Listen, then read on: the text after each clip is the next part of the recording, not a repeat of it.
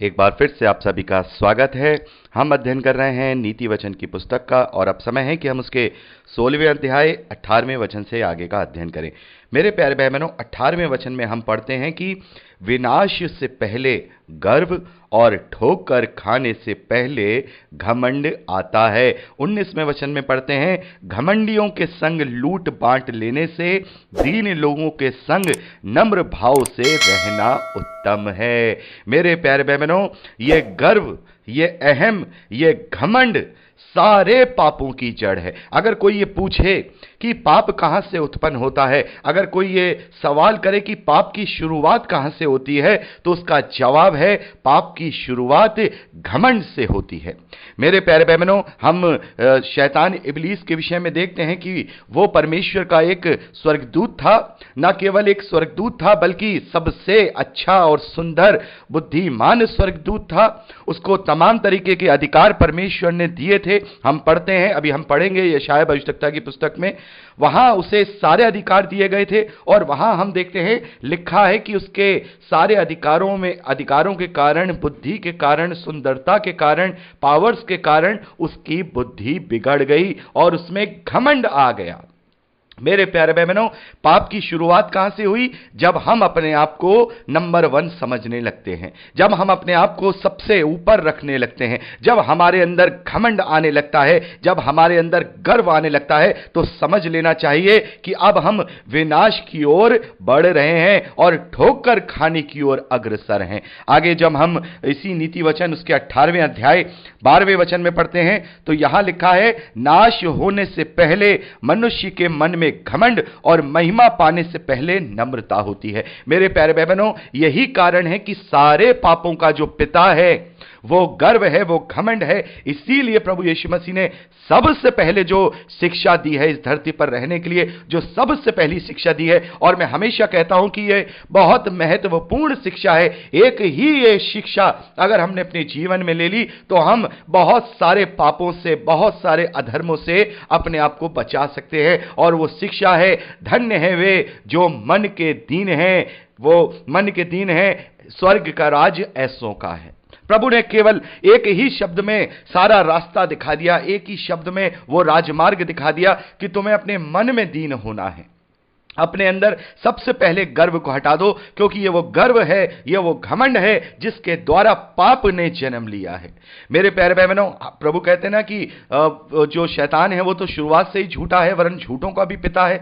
तो झूठ ही है वो गर्व। गर्व का पर्यायवाची शब्द झूठ है। ये झूठ ही तो है कि हम अपने आप को सर्वोपरि समझ रहे हैं। घमंड का मतलब क्या है कि मैं अपने आप को अव्वल समझ रहा हूं, मेरे जैसा कोई नहीं है, वही तो घमंड है। लेकिन ये सबसे बड़ा झूठ है। जिस प्रकार से शैतान अपने जीवन में सबसे बड़े झूठ को लेकर के आया कि उसने सोचा कि मैं अपने सिंहासन को परमेश्वर के सिंहासन के तुल्य कर दूंगा, ये झूठ, ये अहंकार, ये गर्व उसके अंदर आया। तो ये सबसे बड़ा झूठ है मेरे प्यारे बहनों कि मैं सबसे सुंदर हूं। ये सबसे बड़ा झूठ है कि मैं सबसे ज्यादा जानता हूं। ये सबसे बड़ा झूठ है कि मैं बहुत कमाने वाला हूं। ये सबसे बड़ा झूठ है कि मैं किसी भी बात पर अपना गर्व कर रहा हूं। क्योंकि मेरे प्यारे बहनों, हर इंसान अलग अलग तरीके से, परमेश्वर ने सबको अलग अलग तरीके से बुद्धि और अलग अलग कार्य सौंपे हैं। तो हो सकता है कोई अपने क्षेत्र में परफेक्ट हो सकता है कि वो किसी दूसरे क्षेत्र में परफेक्ट ना हो। सभी के 19 के ऊपर 20 मौजूद है। इसलिए किस बात का घमंड, किस बात का गर्व? मेरे प्यारे बहनों, यहां अगर हमें अपने आप को जांचना है तो केवल एक बात से जांच लें कि क्या हमारे अंदर गर्व है, कि क्या हमारे अंदर दीनता है। यहां आगे 19वें वचन में लिखा है कि घमंडियों के संग लूट बांट लेने से दीन लोगों के संग नम्र भाव से रहना उत्तम है। हमें नम्र भाव से, जैसे जो दीन लोग हैं, जो मन के दीन हैं, उनकी संगति में रहना है। हमें घमंडियों के साथ नहीं रहना है। घमंडियों के साथ लूट बांटने से या घमंडियों के साथ उठने बैठने से अच्छा है कि हम सज्जनों के साथ, जो मन के दीन हैं, उनके साथ अपने जीवन को व्यतीत करें और उनके साथ नम्र भाव के साथ, नम्रता के साथ अपने जीवन को रखें। वो ज्यादा बेहतर है। मेरे प्यारे बहनों, ये छोटी छोटी लोमड़ियां हमारी दाग की बारी को क्या करती हैं? बिगाड़ देती हैं। ये छोटा छोटा क्रोध, ये छोटा छोटा ये गर्व, ये छोटी छोटी बातें हमारे जीवन को बिगाड़ देती हैं। और वचन को ध्यान रखिए, परमेश्वर घृणा नहीं करता, बल्कि परमेश्वर का वचन कहता है कि परमेश्वर अभिमानियों का विरोध करता है। अभिमानियों का विरोध करता है, वो उनके घमंड को चूर चूर करता है। मेरे प्यारे भाई बहनों, कभी आपने सोचा है कि शैतान को परमेश्वर ने उसी घड़ी सजा क्यों नहीं दे दी? क्यों नहीं उसे उसके घमंड की सजा दे दी, उसे गंधक की झील में डाल दिया? क्यों उसको इस धरती पर जो है सारे इस प्रकार के कार्य करने की छूट दे दी? मेरे प्यारे भाई बहनों, परमेश्वर का वचन कहता है कि मैं घमंडियों के घमंड को चूर चूर करूंगा। तो वो सबसे बड़े घमंडी को, जिसने घमंड को उत्पन्न किया है, जिसने घमंड के द्वारा झूठ को उत्पन्न किया है, उसके घमंड को भी वो चूर चूर करेगा। और यही कारण है मेरे प्यारे भाई बहनों, यही कारण है कि परमेश्वर ने उसे छूट देती कि जा, तू कितनी भी कोशिश कर ले, लेकिन मेरी समानता और मेरे स्वरूप में रचे गए ये जो मनुष्य हैं, जिनसे मैं प्रेम करता हूं, इन्हें ये तुझे एक दिन क्या करेंगे? मेरे लिए छोड़ेंगे, तेरी बात को नहीं मानेंगे। तो मेरे प्यारे भाई बहनों, जैसे हमने अय्यूब की पुस्तक का अध्ययन किया, वहां देखा कि परमेश्वर गर्व करता है ऐसे लोगों पर जो उसके रास्ते पर चलते हैं। तो हम परमेश्वर का प्राइड है, हम परमेश्वर का गर्व है। ये वो वाला गर्व नहीं है क्योंकि परमेश्वर गर्व करता है, क्योंकि परमेश्वर सर्व सामर्थी है। वो गर्व करता है इस बात पे कि हम उसके डरवैये हैं, हम उसके समानता और स्वरूप में रचे गए लोग हैं। ये वो वाला घमंड नहीं है कि मुझसे कोई अच्छा नहीं, क्योंकि वो कर सकता है, वो इकलौता है परमेश्वर, लेकिन और कोई इस प्रकार से घमंड नहीं कर सकता, क्योंकि उसका खुद का कुछ नहीं है। क्या उसने खुद को अपने आप को पैदा कर लिया? यदि कोई सुंदर है तो क्या उसने अपने आप को खुद सुंदर बना लिया? यदि कोई लंबा है तो क्या उसने अपने आप को खुद लंबा बना लिया? यदि किसी के पास बहुत सारा पैसा रुपया आ गया है तो क्या उसके पास वो खुद आ गया है?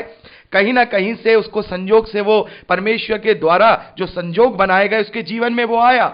कि वो मान लीजिए अगर कश्मीर में वो पैदा हुआ है और वहां की आबो हवा में रहा तो वो लंबा और गोरा हो गया, तो क्या वो अब साउथ इंडिया में रहने वाले किसी डल कलर के व्यक्ति से ज्यादा उत्तम हो गया? नहीं। परमेश्वर की दृष्टि में ये कुछ भी नहीं है। हमारे जीवन में जो भी चीजें हैं ना, ये सब नाशवान है। हम जिस चीज पर भी घमंड करते हैं वो नाशवान है। अगर गर्व करना ही है तो अविनाशी वस्तुओं पर हमें करना है, जिनका विनाश नहीं होगा, जो स्वर्गीय आशीषें हैं, और उनमें भी नम्रता के साथ और परमेश्वर के भय के साथ हमें गर्व करना है कि हम परमेश्वर के द्वारा चुने गए हैं। और उसमें भी एक नहीं सोचना है कि दूसरा व्यक्ति जिसने पाप किया है वो हमारे सामने तुच्छ है। हमने उस दृष्टांत को सुना है ना, प्रभु ने उस दृष्टांत को बताया कि दो लोग परमेश्वर के सामने खड़े होकर प्रार्थना कर रहे थे। एक वो था जो बड़ा ही सारे काम करता था, दशवांश देता था, उपवास रखता था। वो क्या कहता है परमेश्वर से कि मैं तो सब काम करता हूं परमेश्वर, मैं दशवांश देता हूं, मैं उपवास रखता हूं, व्यवस्था की बातों को मानता हूं, लेकिन ये बगल में खड़ा व्यक्ति ये तो बहुत ही तुच्छ है, ये तो कुछ भी नहीं करता। तो परमेश्वर ने, और वहां जो दूसरा व्यक्ति था उसने अपने आप को पापी ठहराया, परमेश्वर के आगे उसकी आंखें उठी तक नहीं। तो किसे धर्मी ठहराया प्रभु ने? उस व्यक्ति को जिसने अपने पापों को अंगीकार किया।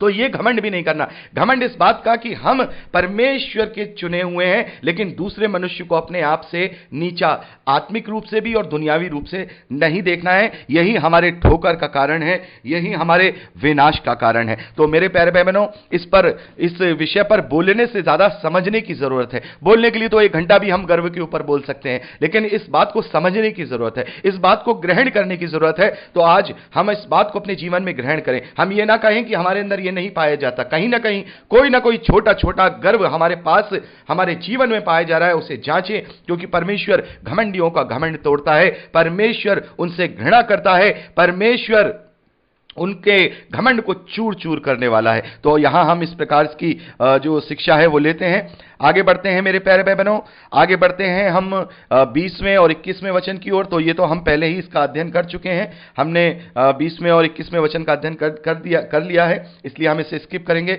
आगे बढ़ेंगे 22वें और 23वें वचन की ओर।